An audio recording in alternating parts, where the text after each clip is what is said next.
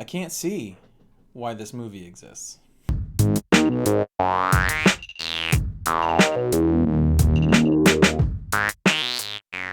Welcome to another episode of Not So Super Movie Reviews. Today we're going to be talking about the movie Daredevil, starring Ben Affleck and Jennifer Garner. It is about a little boy who is blinded by chemicals and gains superhuman heightened senses and uses that to become a vigilante Batman type hero. This movie has a 43% critic score and a 35% user review score. So both of them pretty much agree. It's not great. It's not the worst thing we've ever seen. Let's get into what I might think about this movie. The first thing I want to say is more of an honorable mention, and that is the casting of this movie. There's a lot of the casting choices had some really good potential. Notably speaking, Michael Clarke Duncan, rest in peace, as Kingpin, totally nailed it. That's a great casting choice. He's, a big guy. He's good at playing these sorts of roles. He's good at playing a lot of roles. And him as Kingpin is totally great. Unfortunately, I don't get to spend a lot of time with him, and we'll get into that later. Jon Favreau as Foggy Nelson. Love it. I mean, I love Jon Favreau. I think he's golden in pretty much anything he does, not just acting-wise. Looking at you, Mandalorian. But it was really good to see him in this movie again. I wish we'd been able to spend a little more time with him. And then, we have to talk about Ben Affleck. I think on paper, what happened here is pretty similar to what happened with his Batman portrayal, in that when you hear, okay, Ben Affleck as Daredevil or Ben Affleck as Batman, you're thinking to yourself, hey, that's not a bad choice. I can totally see it. At least that's the way I feel. And his portrayal is not all bad. He's got this gritty sort of superhero, tortured superhero vibe about him in general. And he's definitely got the build for it. But in, I think, both cases, writing really held down what it could have been. But you do have to at least say Ben Affleck on paper makes a good Daredevil, and there are moments in this movie where that shines to the forefront. The first thing I want to say works about this movie is that they did get down to what I believe is the core of Daredevil. He's a lawyer by day, vigilante, anti-hero by night. But either way, his primary objective is to look out for the little guy. Those who are not fortunate, those who are being preyed upon by criminals, and people who want power. And even in that search for justice / vengeance, he is just guilt-stricken. He goes to confessional and basically tells the priest about all the things he's done as Daredevil. So yeah, I do think that regardless of how this movie panned out as a whole, they did get the core of who Daredevil is right, in my opinion. Alright, so let's get into what didn't work about this movie, and the first thing I want to say is, again, more of a dishonorable mention, if you will, and that is the early 2000s alt-rock playlist. This movie is just riddled with classic alt-rock hits from the early 2000s. I mean, there's actually 2 scenes in this movie that are backed by different Evanescence songs. One of the notable scenes is a training montage with Elektra, which was I think just made to put in the trailer, but it actually plays out like a fan-made YouTube tribute. There's a ton of bands that show up in this soundtrack that I haven't heard of in forever. Seether, Saliva, Fuel, Chevelle, Hoobastank, just to name a few. And it's not really the movie's fault at this time. That was popular music. I liked it. Most people probably also liked it at that time. I had a few Nickelback CDs, I'm not gonna lie. But so it's not the movie's fault, but it just adds another layer of cheesiness / cringiness to this movie that's already not so good. The first thing I want to say that didn't work about this movie is just the action scenes. And there's 2 big problems here. The first one is that they're implausible. Okay, stuff is happening in these action scenes that just is quite a stretch. A couple notable offenders is Daredevil hearing a bullet and then moving Bullseye's hands into the way of the bullet.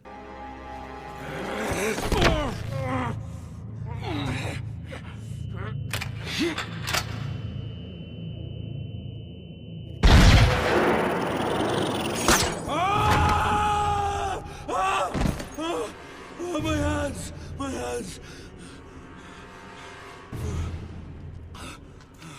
Another big offender is in the beginning of the movie, he's chasing this rapist who was let go in court.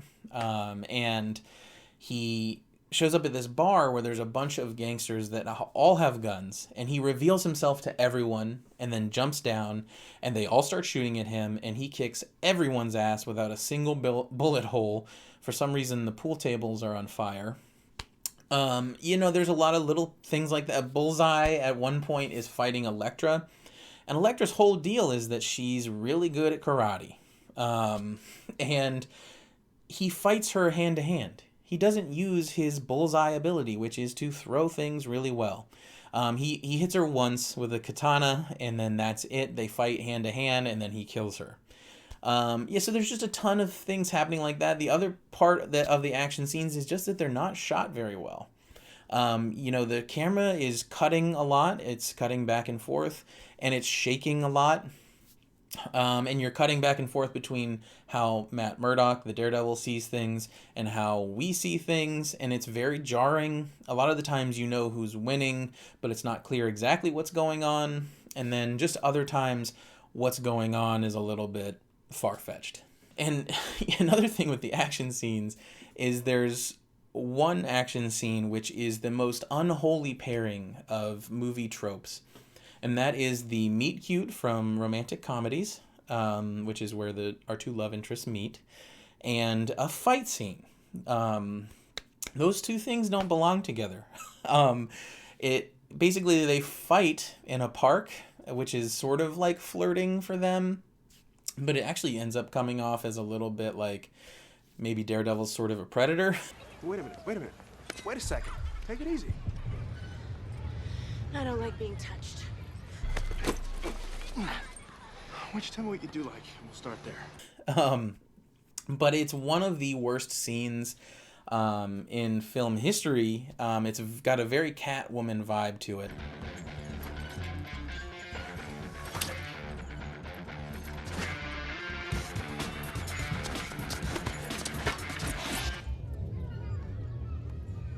Super hard to watch, and if you can skip that part of the movie, that would probably be best. The second thing that doesn't work about this movie is just the gaps in the origin story.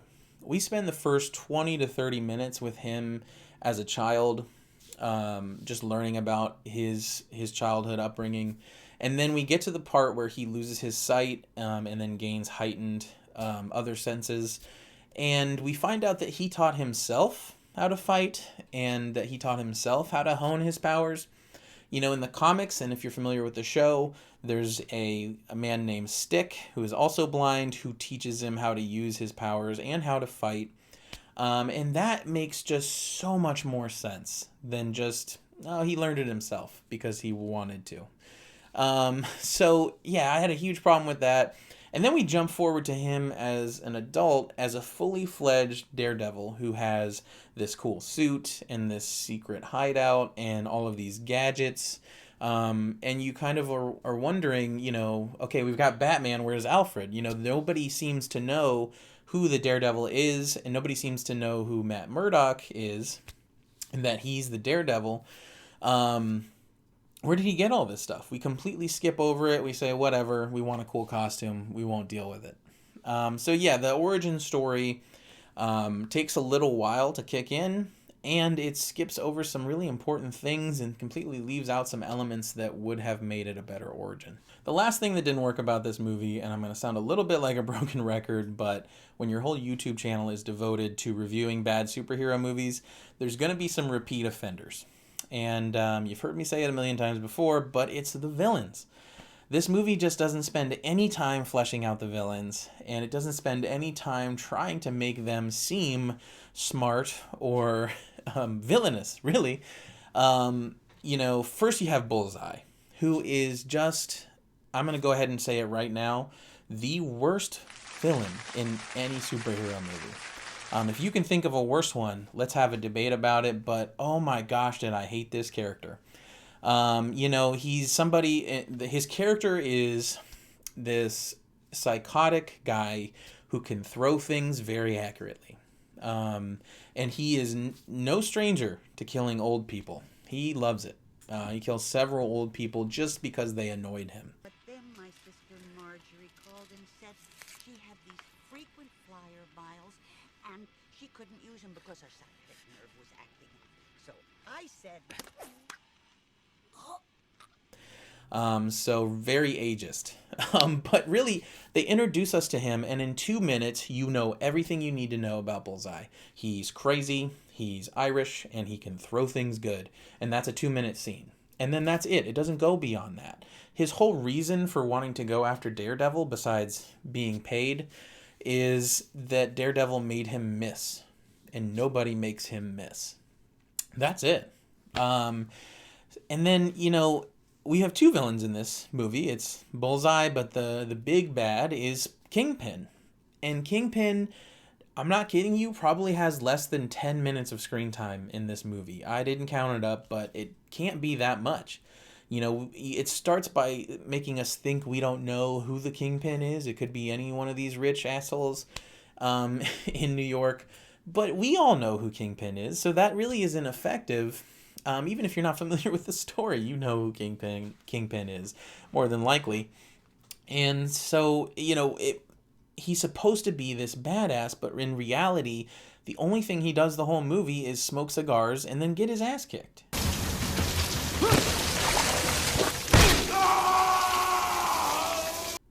So it takes a lot to take the thunder out of Michael Clark Duncan as a villain, but they managed to do it. Yeah, I mean, he's super menacing and he's a big presence when he's on screen. But beyond that, there's nothing in the story that makes us fear him, besides some throwaway lines that get us there. You know, by the time we get to the last final fight scene, it doesn't feel earned. It doesn't feel like Daredevil has any beef with this guy, really, because the only thing that led us to him are little throwaway lines while you were telling us a love story. And yeah, so this movie, more than most bad superhero movies, suffers from not having a fleshed out villain. All right, so who was right, the critics or the users? And in kind of a rare move for my channel, I'm actually going to have to give it my own score, which is lower than these scores, and that is a 20%. You know, this movie, unlike The League of Extraordinary Gentlemen, which we did last week, where I watched the movie and then I was sort of thinking, wait, what didn't I like about this movie? This movie, on the other hand, which came out the same year, mind you, the whole time I'm watching it, almost every scene I'm noticing something I didn't like about this movie. I didn't even mention some of the things I didn't like about this movie. And yet somehow the critics gave this movie, you know, a 43%, and they gave The League of Extraordinary Gentlemen a 17. You know, that's baffling to me, because The League of Extraordinary Gentlemen, it wasn't a great movie by any stretch of the imagination, but it did take risks. You know, it tried to do something different.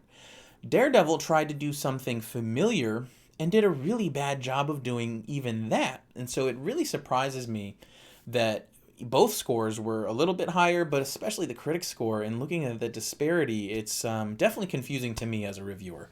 So I really have to give it a 20, because while I recognize there was an effort and there were some things I appreciate about this movie, overall, it wasn't good at all.